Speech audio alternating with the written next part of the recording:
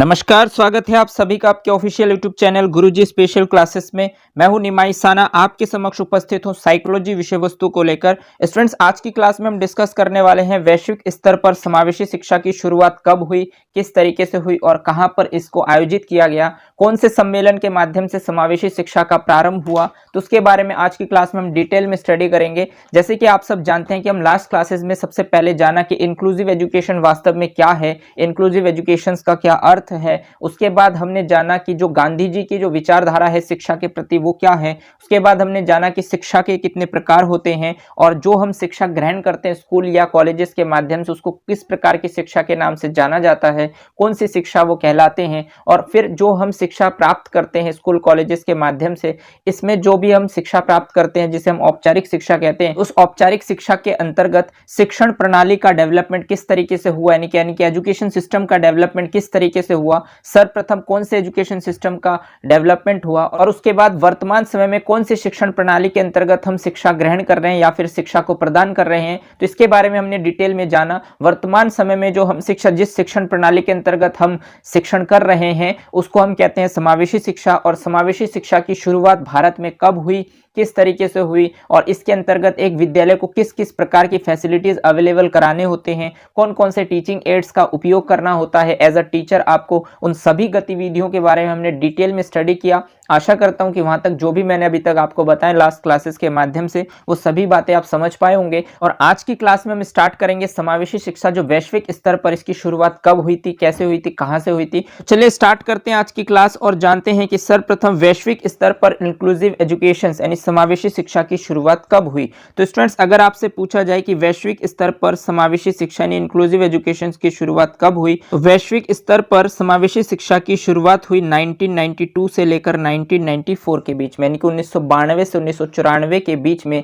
वैश्विक स्तर पर समावेशी शिक्षा की शुरुआत हुई। और कहां पर इसकी शुरुआत हुई, तो कैपिटल ऑफ स्पेन यानी कि स्पेन की राजधानी आपका, और वो स्पेन की राजधानी है समलंका, जिसमें एक सम्मेलन आयोजित किया गया जो समावेशी शिक्षा पर आधारित थी। यानी कि समावेशी शिक्षा इंक्लूसिव एजुकेशन पर बेस्ड स्पेन की राजधानी समलंका में एक सम्मेलन को आयोजित किया गया जिसे हम समलंका सम्मेलन के नाम से जानते हैं। तो यहां से सीधा सीधा आपसे पूछा जा सकता है कि समावेशी शिक्षा की शुरुआत कब हुई, तो आप बताएंगे 1994 में। ठीक, और ये कहां पर हुई, तो आप बताएंगे स्पेन की राजधानी समलंका में। ठीक, यहां से यह भी पूछा जा सकता है कि जो समावेशी शिक्षा की शुरुआत किस सम्मेलन के माध्यम से हुई, तो आप बताएंगे समलंका सम्मेलन के माध्यम से हुई। और इस समलंका सम्मेलन में जो समावेशी शिक्षा की विषय थीम थी वो ये थी एजुकेशन फॉर ऑल, यानी कि सबके लिए शिक्षा। तो स्टूडेंट्स, ये बहुत ही ज्यादा इंपॉर्टेंट पॉइंट्स है। यहां से आपके एग्जाम्स में सीधे सीधे प्रश्न पूछे जा सकते हैं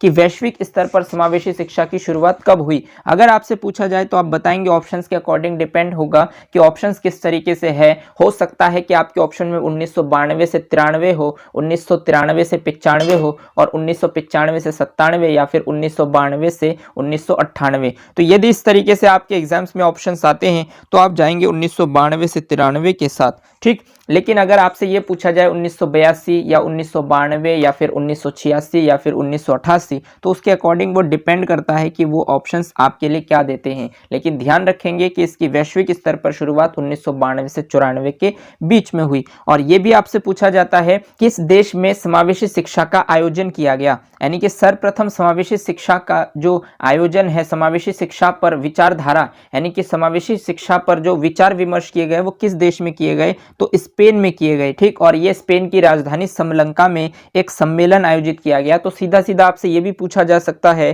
कि समावेशी शिक्षा का जो सम्मेलन है वो सर्वप्रथम कहां पर आयोजित किया गया था, तो वो सर्वप्रथम आयोजित किया गया था समलंका में, और ये स्पेन की राजधानी है। ठीक, और इस समावेशी शिक्षा के अंतर्गत जो विषय थीम थी वो है एजुकेशन फॉर ऑल, यानी कि सबके लिए शिक्षा, यानी कि सभी को आप शिक्षा प्रदान करने चाहिए, आपको आप सभी के लिए शिक्षा का प्रावधान करेंगे। एजुकेशन फॉर ऑल यानी कि सभी के लिए शिक्षा का प्रावधान होना आवश्यक है। ये जो है समावेशी शिक्षा की विषय थीम थी। तो आई होप आप मेरी बातों को समझ पा रहे होंगे और इंक्लूसिव एजुकेशन सिस्टम के बारे में वैश्विक स्तर पर जो विचारधारा किए गए वो कब किए गए, कहां पर किए गए और किस सम्मेलन के माध्यम से किए गए और उसकी विषय थीम क्या है, इन सभी महत्वपूर्ण बिंदुओं के बारे में आप जान पाए होंगे। आशा करता हूं कि यहां तक सभी पॉइंट्स आपको क्लियर हो पाए होंगे। अब स्टूडेंट्स समावेशी शिक्षा के बारे में और थोड़ा सा डिटेल में जानते हैं कि समावेशी शिक्षा का अर्थ क्या होता है। देखिए, समावेशी शिक्षा का अर्थ जो है, समावेशी शिक्षा आपको सेम रूम में देना होता है। जैसे कि आप जानते हैं कि एजुकेशन सिस्टम यानी शिक्षण प्रणाली का जो प्रावधान है, सर्वप्रथम जिस शिक्षण प्रणाली का डेवलपमेंट हुआ वो आप लास्ट क्लासेस में पढ़कर आए हैं कि लास्ट क्लासेस में मैंने आपको बताया कि जो एजुकेशन सिस्टम का प्रावधान हुआ, सर्वप्रथम नॉर्मल एजुकेशन सिस्टम था, उसके बाद एजुकेशन सिस्टम में बदलाव किए गए जिसमें ये देखा गया है कि जो बच्चे स्पेशल होते हैं उनके लिए भी एजुकेशन उपलब्ध कराना ज़रूरी है, उनको भी एजुकेशन का मौका मिलना चाहिए। तो उसके बाद एक और नए एजुकेशन सिस्टम का डेवलपमेंट किया गया जिसका नाम था स्पेशल एजुकेशन सिस्टम। ठीक, तो उसके अंतर्गत क्या किया गया कि जो विशिष्ट बालक होते हैं उनको ही शिक्षा की मुख्य धारा से जोड़ा गया और जो सामान्य बालक थे उनके लिए अलग से शिक्षा प्रणाली थी। ठीक, इसके बाद क्या हुआ कि बहुत सारे जो बुद्धिजीवी है उन्होंने विचार विमर्श किया कि इससे जो है बच्चों में हीन भावना का डेवलपमेंट होता है, यानी कि इससे बच्चों के मन में हीन भावनाएं विकसित होती है। तो इसके लिए क्या करते हैं कि दोनों ही एजुकेशन सिस्टम यानी नॉर्मल एजुकेशन सिस्टम और जो स्पेशल एजुकेशन सिस्टम दोनों को कंबाइन किया गया और उसे इंटीग्रेटेड एजुकेशन सिस्टम के नाम से जाना जाने लगा। उसके बाद फिर कुछ और विचारधाराएं डेवलप हुई कि अभी भी जो है बच्चों के मन में हीन भावनाएं विकसित होने लगी, तो उसके बाद इंटीग्रेटेड एजुकेशन सिस्टम को चेंज करके इंक्लूसिव एजुकेशन सिस्टम का सुझाव दिया गया। तो इंक्लूसिव एजुकेशन सिस्टम यानी समावेशी शिक्षा के अंतर्गत हम क्या करते हैं, इस समय जो आपकी वर्तमान समय में जो शिक्षा प्रणाली है वो है समावेशी शिक्षा प्रणाली, और इसीलिए यह टॉपिक आपको दिया गया है ताकि आप समावेशी शिक्षा के बारे में सही तरीके से जानकारी रखें, क्योंकि इसका यूज आपको कक्षा के दौरान करने होंगे। तो स्टूडेंट, जो इंक्लूसिव एजुकेशन सिस्टम है इसके अंतर्गत बताया गया है कि जो बच्चे हैं उनको सेम रूम में शिक्षा देनी चाहिए, यानी कि जितने भी बच्चे होंगे आपके विद्यालय में उन सभी बच्चों के लिए एजुकेशन फॉर ऑल का नारा दिया गया, जो वैश्विक स्तर पर समावेशी शिक्षा का प्रावधान किया गया। और उसके अंतर्गत ये बताया गया कि सभी बच्चों को सेम रूम में ही एजुकेशन दिया जाए। ठीक, और इसके लिए ये प्रावधान भी किया गया कि जो एजुकेशन दिया जाएगा वो सेम टीचर के द्वारा ही दिए जाएंगे, यानी कक्षा में जितने भी बालक होंगे चाहे वो किसी भी प्रकार के बालक हो, सभी बच्चों को एक ही कक्षा में एक ही जगह पर और एक ही टीचर से शिक्षा प्रदान किए जाएंगे। उसके बाद स्टूडेंट नेक्स्ट पॉइंट इसमें है कि स्पेशल प्लस नॉर्मल चिल्ड्रन होंगे। देखिए, यहाँ पर पॉइंट ये है कि जो बालक होंगे वो किस प्रकार के बालक होंगे, तो उस कक्षा में जो बालक होंगे स्पेशल बालक भी होंगे यानी विशिष्ट बालक भी होंगे और नॉर्मल यानी कि सामान्य बालक भी होंगे, यानी स्पेशल चिल्ड्रन भी होंगे और नॉर्मल चिल्ड्रन दोनों ही प्रकार के जो बच्चे होंगे उनको एक ही कक्षा में एक ही टीचर से पढ़ने के मौके मिलेंगे, यानी मौके दिए जाएंगे। बट इसके अंतर्गत आप एक चीज कर सकते हैं, यदि आप स्पेशल प्लस नॉर्मल चिल्ड्रन के अंतर्गत देखते हैं तो यदि कोई बच्चे जो है विशिष्ट है, बिल्कुल जैसे फॉर एग्जांपल के लिए मैं आपको बता दूं कि जो स्पेशल बच्चे होते हैं उसमें ऐसा हो सकता है कि कुछ बच्चे ऐसे होते हैं जिनकी दृष्टि क्षमता निम्न होती है, यानी कि जिनको कम दिखाई देता है, तो ऐसे बच्चों के लिए आप लेंस या स्पेक्टिकल्स उपलब्ध करा सकते हैं। बट यदि कोई बच्चा आपकी कक्षा में ऐसे भी हो सकते हैं जो पूर्ण रूप से अंधे हो, तो जो पूर्ण रूप से अंधे होंगे बालक, उनको आप जो है लेंस या स्पेक्टिकल की हेल्प से आप उनको शिक्षा प्रदान नहीं कर सकते। तो ऐसे बच्चों के लिए एक नया स्क्रिप्ट तैयार किया जाता है जिसे हम ब्रेल स्क्रिप्ट यानी ब्रेल लिपि के नाम से जाने जाते हैं, जिसमें जो संपूर्ण रूप से जो अंधे बालक होते हैं उनको शिक्षा प्रदान की जाती है। तो स्टूडेंट्स, इसके लिए मान लीजिए कि आप जो स्पेशल बच्चे काउंट कर रहे हैं समावेशी शिक्षा के अंतर्गत, हो सकता है कि स्पेशल बच्चे के अंतर्गत एक पूर्ण अंध बालक आपकी कक्षा में हो और उस बच्चे को आप जो है लेंस या स्पेक्टिकल के माध्यम से शिक्षा ग्रहण नहीं करा सकते। तो ऐसे बच्चों को यदि आप शिक्षा देना चाहते हैं तो उसके लिए आपको एक स्पेशल एडुकेटर की आवश्यकता हो सकती है, जो शिक्षक इस ब्रेल लिपि के स्क्रिप्ट से परिचित होंगे और उसके माध्यम से उस बच्चे को शिक्षा प्रदान करेंगे। तो इसके लिए आप स्पेशल एडुकेटर रख सकते हैं, बट वास्तविक रूप से आप जो है सेम टीचर से ही पढ़ाएंगे। लेकिन यदि कोई बच्चा बिल्कुल विशिष्ट बालक है जिसके लिए एक अलग लिपि की आवश्यकता होगी तो उसके लिए आप स्पेशल एडुकेटर भी रख सकते हैं। ऐसा प्रावधान किया गया है समावेशी शिक्षा के अंतर्गत। और दूसरा पॉइंट ये है स्टूडेंट्स कि स्पेशल नॉर्मल चिल्ड्रन के अंतर्गत जो बच्चे बिल्कुल विशिष्ट होंगे, जैसे बहुत सारे बालक ऐसे होते हैं हैं जो पैर से दिव्यांग होते हैं, यानी कि जो चलने में सही तरीके से समर्थ नहीं होते हैं, बट ऐसे बच्चों को भी आपको को करिकुलर एक्टिविटी में शामिल करना होगा। यानी को करिकुलर एक्टिविटी क्या होता है स्टूडेंट्स? तो देखिए, को करिकुलर का मतलब होता है सहभागी एक्टिविटी। यानी कि सहभागी एक्टिविटी का मतलब, जैसे कि मान लीजिए कि आपके विद्यालय में खेल का प्रोग्राम किया गया है, किसी भी तरीके के खेल का प्रोग्राम किया गया है, तो सभी प्रोग्राम में, या फिर मान लीजिए डांस प्रोग्राम या सिंगिंग कंपटीशन का प्रावधान किया गया है, तो ऐसे में जो बच्चे आपके विद्यालय में विशिष्ट होंगे उनको भी ऐसे जो प्रोग्राम्स होंगे उनमें पार्टिसिपेट करने के मौके आपको देने पड़ेंगे, जिसको हम कहते हैं को करिकुलर एक्टिविटी। यानी कि सहभागी जो गतिविधियां हैं उसमें भी विशिष्ट बालकों को शामिल करना होगा। जैसे हो सकता है कि बहुत सारे टीचर ये सोच सकते हैं कि जो बालक दिव्यांग है वो कैसे बाकी गेम्स में पार्टिसिपेट करेगा, लेकिन उसके लिए भी आपको अपने दिमाग में ये सोच विचार विकसित करने होंगे कि ऐसे बच्चों को भी शामिल करना है। ऐसे बच्चे कौन से गेम में पार्टिसिपेट कर सकते हैं, इस तरीके के गेम का भी प्रावधान आपको करना होगा। यानी कि उन बच्चों को भी आपको सेंटर में रखकर, जो भी आप को करिकुलर एक्टिविटी को आयोजित कर रहे हैं, तो उन सभी पॉइंटों को आपको ध्यान रखकर, यानी सभी बच्चे को एक साथ को करिकुलर एक्टिविटी में शामिल किया जा सके, इस तरीके के प्रावधान के साथ आपको उस एक्टिविटी को विकसित करना होगा, डेवलप करना होगा, ताकि आपकी कक्षा में या आपके विद्यालय में जितने भी बालक हैं वो सभी एक दूसरे के साथ सहभागिता को प्रदर्शित कर पाए। तो इसीलिए स्टूडेंट्स, इसके लिए आपको सुझाव दिया गया है कि आप समावेशी शिक्षा के अंतर्गत, यानी वैश्विक स्तर पर जो समावेशी शिक्षा के सुझाव दिए गए हैं उसके अंतर्गत बताया गया है कि बालकों को सेम रूम में आपको शिक्षा देनी होगी और इसके लिए आपको सेम टीचर से ही शिक्षा देनी होगी। बट यहाँ पर बच्चे अलग अलग हो सकते हैं, स्पेशल और नॉर्मल दोनों ही प्रकार के बच्चे एक साथ बैठेंगे। आप, यदि आपको लगता है कि ऐसे बच्चों के लिए आपको एक स्पेशल एडुकेटर की आवश्यकता है तो आप उसे भी कर सकते हैं। और दूसरी बात यह है कि आपको ऐसे बच्चों को भी को करिकुलर एक्टिविटी में शामिल करना होगा। तो ये इंक्लूसिव एजुकेशन के अंतर्गत आपको सुझाव दिए गए हैं। आई होप आपको यहाँ तक सभी पॉइंट्स इजीली क्लियर हो पाए होंगे। चलिए आगे बढ़ते हैं और जानते हैं और कुछ मुख्य बातें समावेशी शिक्षा से रिलेटेड। तो नेक्स्ट पॉइंट है स्टूडेंट समावेशी शिक्षा के अंतर्गत कि समावेशी शिक्षा शारीरिक एवं मानसिक रूप से क्षतिग्रस्त बच्चों को सामान्य बालकों के साथ शिक्षा ग्रहण करने पर जोर देती है तथा विशिष्ट बालकों की शिक्षा हेतु अनुमोदन करती है। देखिए, समावेशी शिक्षा यानी कि जो आप इंक्लूसिव एजुकेशन को पढ़ रहे हैं,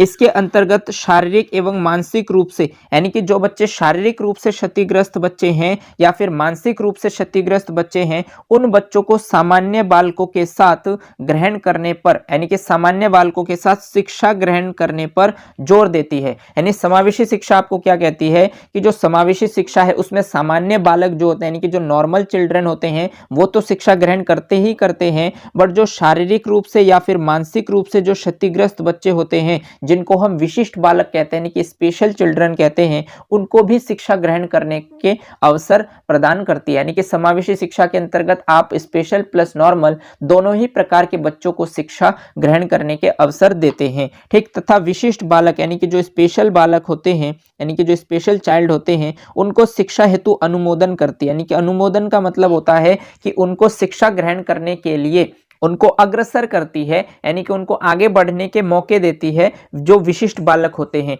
तो कुल मिलाकर समावेशी शिक्षा के अंतर्गत आप समझ पाए होंगे कि समावेशी शिक्षा के अंतर्गत जो शारीरिक रूप से और मानसिक रूप से क्षतिग्रस्त बालक होते हैं, जिनको हम विशिष्ट बालक कहते हैं, वो बच्चे सामान्य बालकों के साथ एक ही जगह पर एक ही शिक्षक से शिक्षा ग्रहण कर सकते हैं, इस बात पर जोर देती है। और दूसरी बात यह है कि विशिष्ट बालकों की शिक्षा के लिए जो है समावेशी शिक्षा जो है अग्रसर रहती है, उन्हें सुझाव देती है कि आप शिक्षा ग्रहण कर सकते हैं इंक्लूसिव एजुकेशन सिस्टम के अंतर्गत। आई होप आप इस पॉइंट्स को अच्छे से क्लियर कर पाए होंगे। चलिए आगे बढ़ते हैं और देखते हैं नेक्स्ट पॉइंट आपसे क्या कहता है। तो नेक्स्ट पॉइंट आपसे कहता है स्टूडेंट्स कि असमर्थ बालकों के लिए विशिष्ट विद्यालय की स्थापना की शुरुआत 18वीं शताब्दी के मध्य में हुई। देखिए, जो असमर्थ बालक होते हैं, असमर्थ बालक का मतलब होता है स्टूडेंट्स कि जो बालक शारीरिक रूप से या मानसिक रूप से क्षतिग्रस्त होते हैं, यानी कि जिनको हम स्पेशल चाइल्ड कहते हैं, स्पेशल चिल्ड्रन कहते हैं या फिर विशिष्ट बालक कहते हैं, ऐसे बालकों के लिए विशेष विद्यालय की स्थापना, यानी कि जो स्पेशल चाइल्ड होते हैं उनके लिए स्पेशल स्कूल की, यानी कि स्पेशल विद्यालय की स्थापना जो है वो कब की गई थी, तो 18वीं शताब्दी के मध्य में, यानी कि 18वीं शताब्दी यानी लगभग 1850 के आसपास यानी कि 1850 के आसपास जो है जो बच्चे असमर्थ होते हैं यानी कि जो विशिष्ट बालक होते हैं उनके लिए स्पेशल स्कूल की व्यवस्था यानी कि स्पेशल स्कूल की स्थापना की गई। जैसे कि मैंने आपको एजुकेशन सिस्टम के अंतर्गत बताया कि सर्वप्रथम जिस एजुकेशन सिस्टम का डेवलपमेंट हुआ था उसको हम नॉर्मल एजुकेशन सिस्टम कहते हैं, जिसके अंतर्गत सिर्फ नॉर्मल बच्चे ही शिक्षा ग्रहण कर सकते थे। लेकिन उसके बाद जो है कुछ बुद्धिजीवियों का विचार आया कि जो बच्चे स्पेशल होते हैं यानी कि जो शारीरिक रूप से या मानसिक रूप से क्षतिग्रस्त होते हैं, ऐसे बालक जब इस समाज में आते हैं तो इनकी तो कोई गलती नहीं है, वो उनके साथ किस्मत ने वैसे ही खेल खेला हुआ है और यदि हम ऐसे बच्चे को थोड़े बहुत एजुकेशन देकर आगे बढ़ने के मौके देते हैं तो इसमें कोई बुराई नहीं है। तो इसके लिए जो है एक दूसरी एजुकेशन सिस्टम का डेवलपमेंट किया गया जिसका नाम है स्पेशल एजुकेशन सिस्टम यानी विशिष्ट शिक्षा प्रणाली। तो इसके अंतर्गत जो है कुछ विशेष विद्यालयों की स्थापना की गई और ये कब की गई तो 18वीं शताब्दी के मध्य में यानी कि लगभग 18th सेंचुरी के मिड में जो है यानी 1850 के आसपास जो है इन विशिष्ट विद्यालय यानी कि जो आपके स्पेशल स्कूल होते हैं इसकी स्थापना की जाने लगी। आई होप आप इस पॉइंट्स को भी इजीली क्लियर कर पाए होंगे। चलिए आगे बढ़ते हैं और देखते हैं नेक्स्ट पॉइंट आपसे क्या कहता है।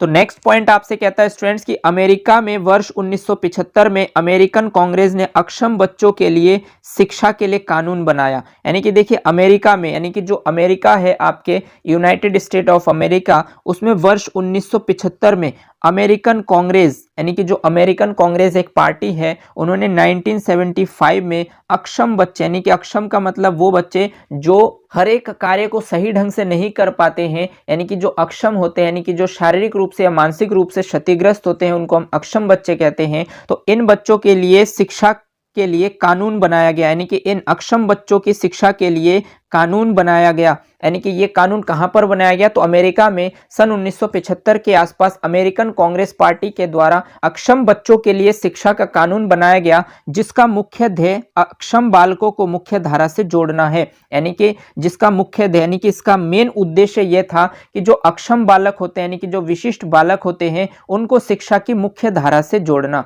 तो कहने का मतलब स्टूडेंट्स यहाँ पर यह है कि सबसे पहली बात तो यह है कि अमेरिकन कांग्रेस पार्टी के द्वारा अक्षम बच्चों के लिए शिक्षा के लिए कानून बनाया गया जिसका मुख्य उद्देश्य यह था कि जो अक्षम बालक होते हैं यानी कि जो मानसिक रूप से या शारीरिक रूप से क्षतिग्रस्त बालक होते हैं उनको शिक्षा की मुख्य धारा से जोड़ा जाए। तो यह पॉइंट आपके लिए बहुत ज्यादा इंपॉर्टेंट है क्योंकि यहां से एग्जाम्स में प्रश्न यह बन सकता है कि इस देश में वर्ष 1975 में अक्षम बच्चों के लिए शिक्षा के लिए कानून बनाया गया। ठीक, तो ये आपसे सीधा एग्जाम्स में प्रश्न पूछे जा सकते हैं, चाहे आपसे सन पूछे जाए या फिर ये भी पूछा जा सकता है कि किस देश की पार्टी के द्वारा यानी कि कौन सी पार्टी के द्वारा और किन बच्चों के लिए जो है 1975 में एक कानून पारित किया गया यानी कि कानून बनाया गया जिसका मुख्य उद्देश्य था कि जो विशिष्ट बालक होते हैं वो शिक्षा की मुख्य धारा से जुड़ जाए। तो किसी भी तरीके से आपसे एग्जाम्स में प्रश्न बन सकते हैं तो इसलिए इस पॉइंट्स को भी आप ध्यान रखेंगे। आई होप आपको ये पॉइंट्स भी इजीली क्लियर हो गए होंगे। चलिए आगे बढ़ते हैं और देखते हैं नेक्स्ट पॉइंट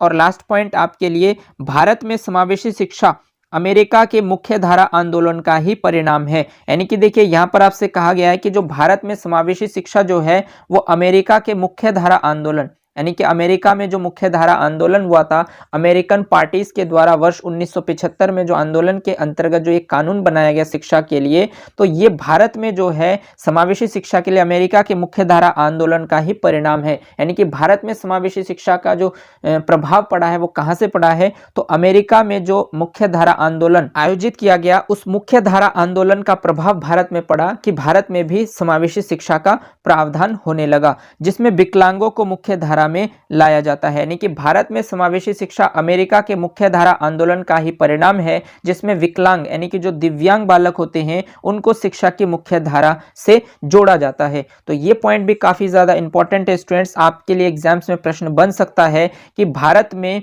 किस आंदोलन की वजह से विकलांग यानी दिव्यांगों को शिक्षा की मुख्य धारा से जोड़ा गया। तो ये आपके अमेरिका के मुख्य धारा आंदोलन का प्रभाव है जिससे भारत में भी समावेशी शिक्षा का उद्गम होने लगा यानी कि समावेशी शिक्षा भारत में भी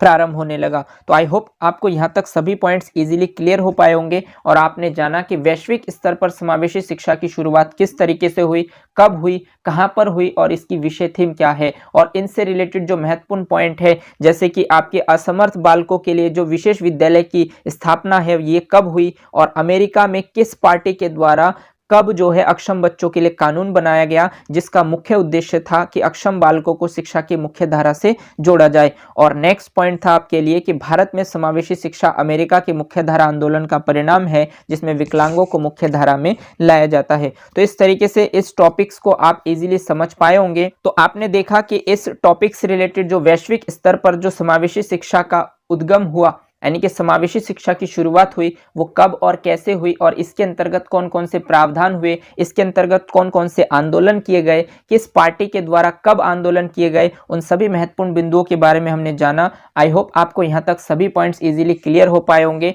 जहां से आपके एग्जाम्स में सीधे सीधे प्रश्न पूछे जा सकते हैं। तो आशा करता हूं कि यहाँ तक जो भी पॉइंट्स मैंने आपको बताए हैं उन सभी पॉइंट्स को आप ध्यान रखेंगे और यदि यहाँ से आपके एग्जाम्स में प्रश्न बनते हैं तो आप इजीली कर पाएंगे। आज के लिए बस इतना ही। अगर आपको ये क्लास अच्छी लगी हो तो इसे लाइक कीजिए, अपने दोस्तों के साथ शेयर कीजिए और अगर आपने चैनल को सब्सक्राइब नहीं किया है तो चैनल को सब्सक्राइब कर लीजिए, बेल आइकन को भी प्रेस कर दीजिए ताकि इसी तरीके के बेनिफिशियल वीडियो जब भी मैं आपके लिए बनाऊं तो आपको टाइम टू टाइम नोटिफिकेशन मिलते रहें। धन्यवाद। जय हिंद।